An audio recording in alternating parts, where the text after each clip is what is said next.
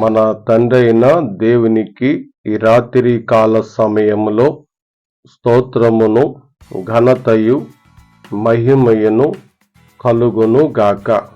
ప్రభునందు ప్రియులారా, ఎలా ఉన్నారు? అందరూ బాగున్నారు కదండి. మీకు ప్రభు నామమున నా వందనములను తెలియచేస్తున్నాను. ప్రియులారా, ఈ రాత్రి కొలసీలకు రాసిన పత్రిక 1వ అధ్యాయము 13వ వచనంలోనే 2-3 మాటలు ధ్యానించి మీ కొరకు నేను ప్రార్థన చేస్తాను. ఆయన మనలను అంధకార సంబంధమైన అధికారములో నుండి విడుదల చేసి తాను ప్రేమించిన తన కుమారుని యొక్క రాజ్య నివాసునులుగా చేసెను. చదవబడిన ఈ పరిశుద్ధ లేఖనములను బట్టి ప్రభువుకి మహిమ కలుగును గాక. ఇందులో అపోస్తలుడైన పౌలు మనకు చెప్పుచున్నటువంటి మాటలో పరసంబంధమైన సంగతులను జోడించి చెప్పినాడు. కాబట్టి ఇక్కడ మనం ఆలోచిస్తే, పరలోకపు తండ్రి ఆయన మన ఎడల ఏమి చేసినారో దానిని వివరించినారు. మరలా నేను ఈ విషయాన్ని జ్ఞాపకం చేస్తున్నాను. ఆయన మనలను ప్రియులారా, పరమందున్న తండ్రి అయిన దేవుడు ఆయన మనలను అనే మాట ఇక్కడ మనం చూస్తున్నాం.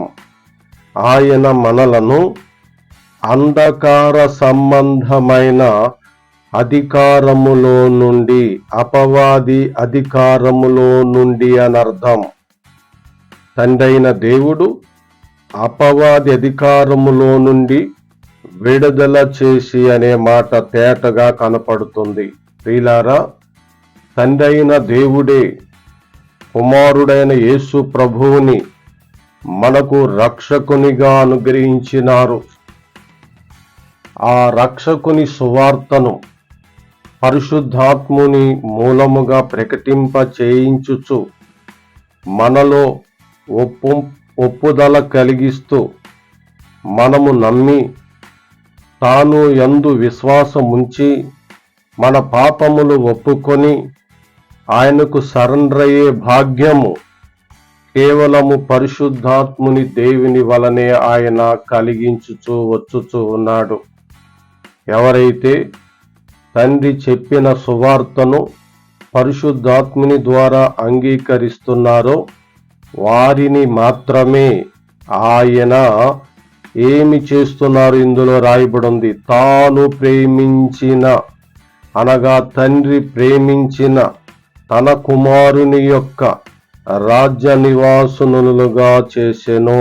ప్రియ సహోదరుడా, తాను ప్రేమించిన తన కుమారుడిని మన కొరకు తన శరీరాన్ని, తన రక్తాన్ని అర్పించుటకు ఒప్పుకున్నాడు.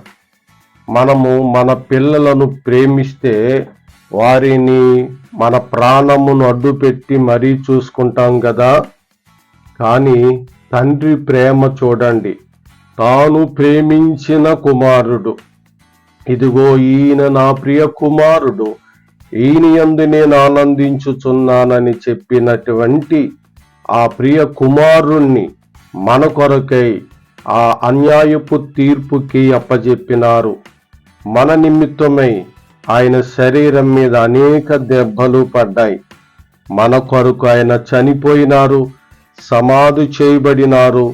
తిరిగి 3వ దినమున మృతులలో నుండి తండ్రైన దేవుడే లేపినాడు. ఈ అధ్యాయం అంతటిలో భావం అదే. అలా లేపిన యేసు ప్రభువుని మనకు రక్షకునుగా ఇచ్చి ఆయన రాజ్య నివాసునులుగా తండ్రైన దేవుడు చేసినాడు. మన తండ్రైన దేవునికి స్తోత్రము కలుగును గాక.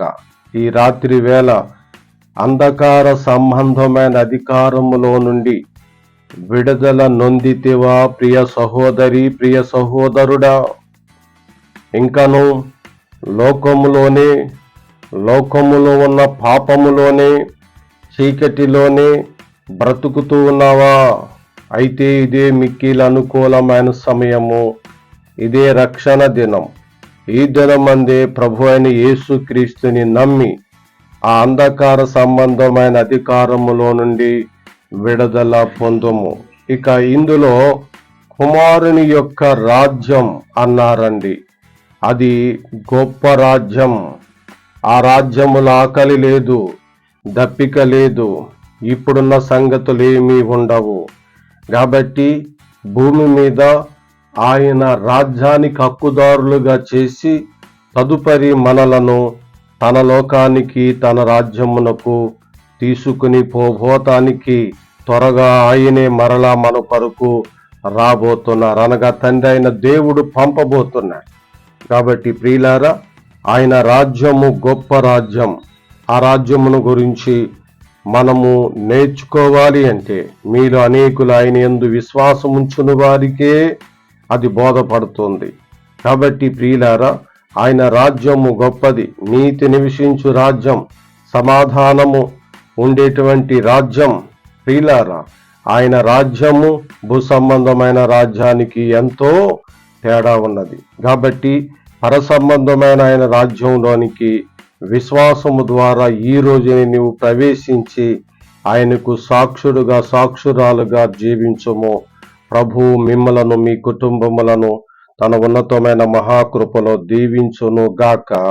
ఆమేన్. ప్రార్థన. కరుణా సంపన్నుడు అయిన మా పరమందున్న తండ్రి, మీ ఘనమైన శ్రేష్టమైన నామమును బట్టి స్తోత్రములు చెల్లిస్తున్నాం. ఉదయము నుండి మమ్మలను కాపాడి ఆదరించి ఈ చక్కని రాత్రి సమయాన్ని మాకిచ్చినావు. ఈ రాత్రి సమయంలో మనుషుడు రొట్టు వలన మాత్రము కాదు గాని నీ నోటంపడవచ్చు మాట వలన బ్రతుకునన్న నీ వాక్యం ప్రకారంగా ఈ రాత్రి కొలసి 1:13 వచనం ద్వారా మాకు జీవాహారమును అనుగ్రహించినందులకై తండ్రైన దేవా నిన్ను ఘనపరుస్తున్నాం.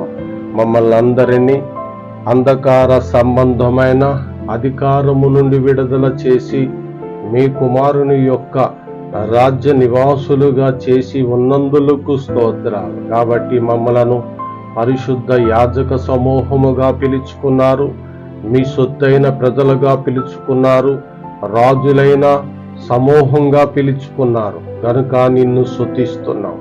నాయన, మీరే మాకు అధికారివి, మీరే మాకు రాజువు, మీకే మేము స్తుతి స్తోత్రాలు చెల్లిస్తున్నాం. ఈ దినము ఉదయమున ప్రయాణాల్లో మీ సహాయాన్ని కోరి ప్రారంభించుకునే కృప ఇచ్చినారు.